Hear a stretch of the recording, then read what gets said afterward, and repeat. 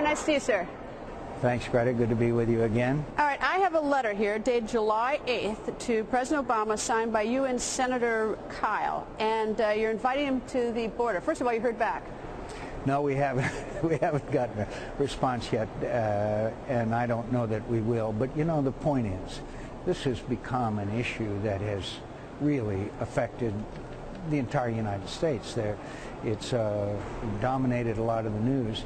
And if the federal government is going to spend a lot of the taxpayers' money suing the state of Arizona after we are doing what the federal government has failed to do, then at least the president should come down and look at the situation. And we'd love to escort him down there. Now, it's a little hot, but I think it's important that the president, who travels a lot, could come down and just take a few hours. What percentage of the decision to sue Arizona is conviction, that it's the right thing to do you think, and what percentage is politics? Well, I can only conjecture because I'm not brought into their deliberations, but more and more I am convinced that this is all about solidifying the Hispanic vote. It's just not a reasonable lawsuit to sue a state for doing what the federal government should have been doing. It doesn't make any sense.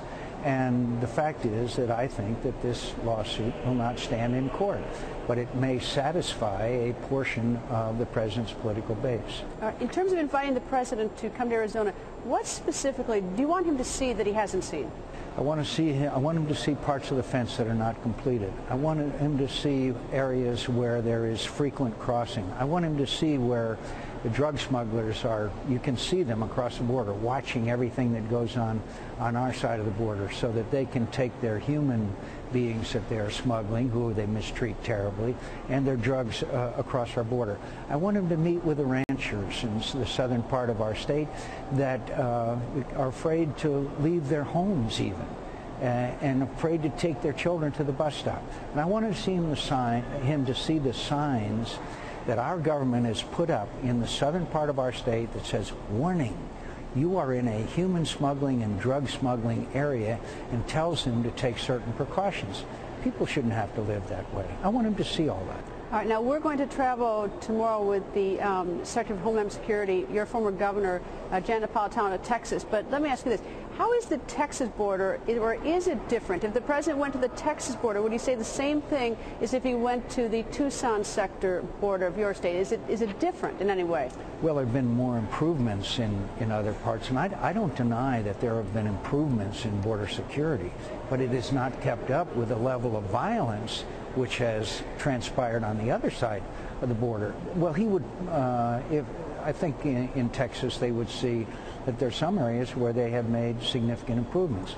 If he came to Arizona, he would see the area across from Mexico, where just 12 miles south of Nogales, Arizona, in the last week or so, 21 Mexican citizens were murdered, where the Nogales police chief, Nogales, Arizona police chief, has been threatened that they will murder his policemen if they interfere with the drug cartels.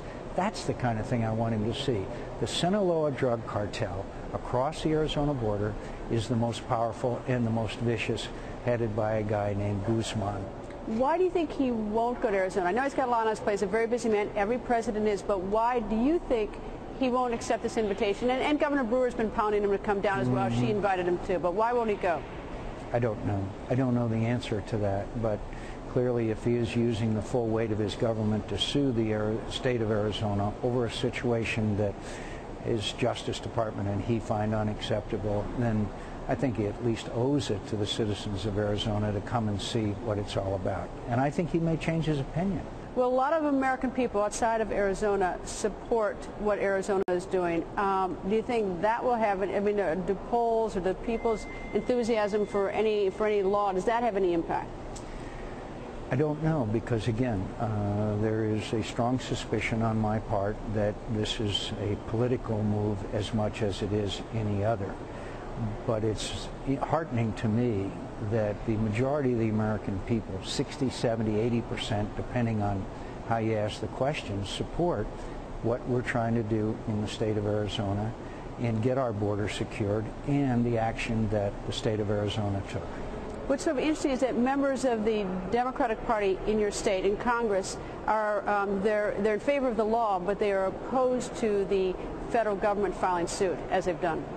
Well, there's a couple, three, who have supported what the law that was passed in Arizona. There's a couple others that oppose to it. There's one member of Congress who has incredibly advocated a boycott of his own state, which obviously would hurt all of our citizens, including 30% of them who are Hispanics.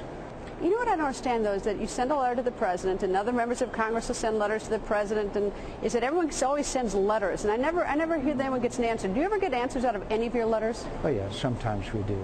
Ever on the border issue? No, we really haven't gotten much response. I'm on the Homeland Security Committee, and I've had a chance to question the Secretary. I've known her for a long period of time. I think the Secretary of Homeland Security is confirming that old adage on this issue that it's not where you stand, it's where you sit. Why do you think she's going to Texas and not Arizona tomorrow? I do not know. Since you're going to be accompanying her, I'm sure that'll be one of the questions you ask. Well, I'm sort of curious why, because it is her home state, and she does know it. She knows the problem a lot better than certainly I do, that she could probably show us around, but she's chosen Texas. Maybe there's another reason. I don't know. Maybe not, but if she did, she would see again wildlife refuges on the border have been really trashed, that there is a very, very serious problem with the issue of human smuggling and the human rights abuses that take place when these people are taken to a drop house, crammed into one or two rooms. So in Phoenix, there was one drop house that had 50 people crammed inside. I'm wondering where the human rights activists are on this issue, because they should want the border secured. So this terrible abuse of human rights that are inflicted on these people by the human smugglers, human traffickers, is stopped. Another topic, you just recently came back from Afghanistan. The president has a timeline. You oppose a timeline for withdrawal. Why? Well, in warfare, if you tell the enemy when you're leaving, they'll just wait you out. That's one of the fundamentals.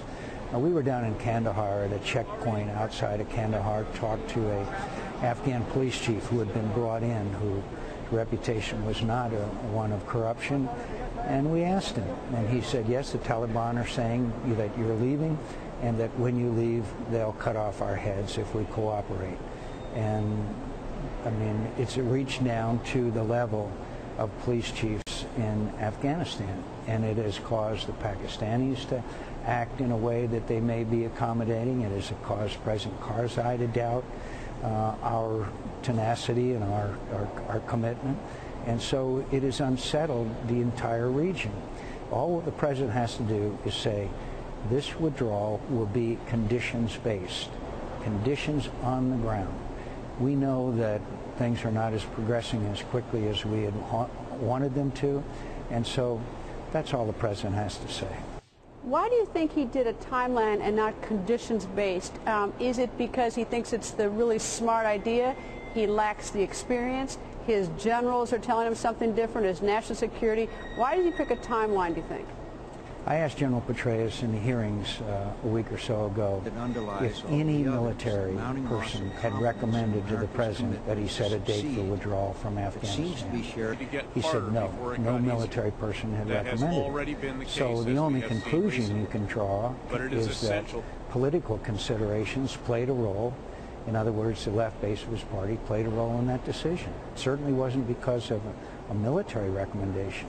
But in issues of war, we usually pull sort of politics off the table. You know, that's where we draw the line and say no more politics on this one. Have you had any conversation or any idea that maybe he will back off the timeline or stop sending that signal to people in Afghanistan, our enemies? Anything at all that suggests that that timeline, for whatever reason, is that he's now off that? No, but the interesting contradiction here is that the Secretary of State, Secretary of Defense, General Petraeus have all said the right things, that this should be conditions-based.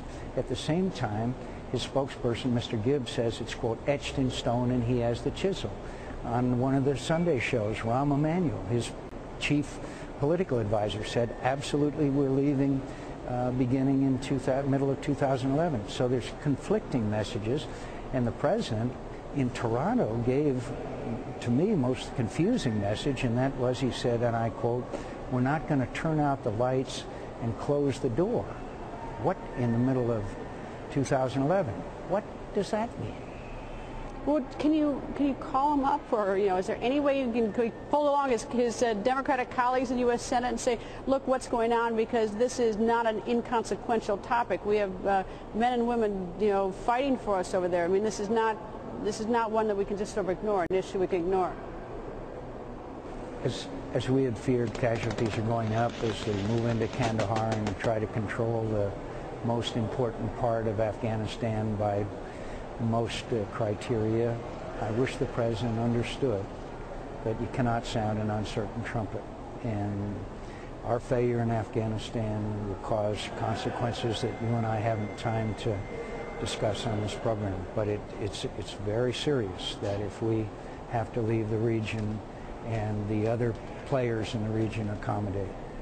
Is he, in your view, and I don't mean to put words in your mouth, is he stubborn? If his secretaries are saying things that you say are the right things, if his generals are saying something different, are he and Robert Gibbs the two sort of the lone survivors on this, in terms of that we're getting out beginning next July? I don't know the reasons for it. I know that he has a base that is very unhappy, the left wing of his party. We just saw that in votes in the House of Representatives, and I'm not unsympathetic to that. But again, the fundamental of warfare is that you go in with victory being the object. And victory means an Afghanistan that has a functioning government that will never return to being a base for attacks on the United States of America. Today, Vice President Biden was very, I don't know if cheerful is the right word, but he was very encouraged about the effect of the stimulus bill from last February. And you smile. Or should I say you smirk? I don't know. What is it? Well, I think if it came down to my home state, where we still have over 40% of the homes underwater and real unemployment, 15, 16, 17%, and the citizenry of my state are deeply concerned about this generational theft we've committed by running up these incredible debts and deficits, I don't think you would get that reaction from the citizens of my state. I don't think Erskine Bowles was also sort of alarming us a little bit on this deficit, saying it's a cancer from within. So it sounds like there's people sounding the warning signals. Stop the spending. Stop the spending. If you want to spend more money, pay for it by cutting other things. The size of government has doubled since 1999. They increased domestic spending by some 20% in the last year. Look, stop the spending. Our European friends are even imposing austerity measures. I never thought I would look at them as any kind of a role model. You mentioned your home state. How's the primary going for you? Fine. Good fight. You like it? I have always said a fight not joined is a fight not enjoyed. Any thoughts about what the numbers are going to be come August 24th? I think we'll do fine. Just fine? I think look, a win is a win, but I think we will do just fine. I've enjoyed this campaign, and I enjoy campaigning, and it's been great doing all the town hall meetings, and it's been a great experience. All right, here's one way to get a vote. We got a little tip from someone named Snooki, who of course stars in she's Jersey Shore, talking to your daughter, and she said that she voted for you because you're cute. I think Snooki put herself into the smallest minority of voters that voted for me. So that's not going to be your campaign? Vote for me, I'm cute? Vote for me, I'm cute. I think the days are long past when I could use that as a slogan. Senator, thank you, sir. Thanks.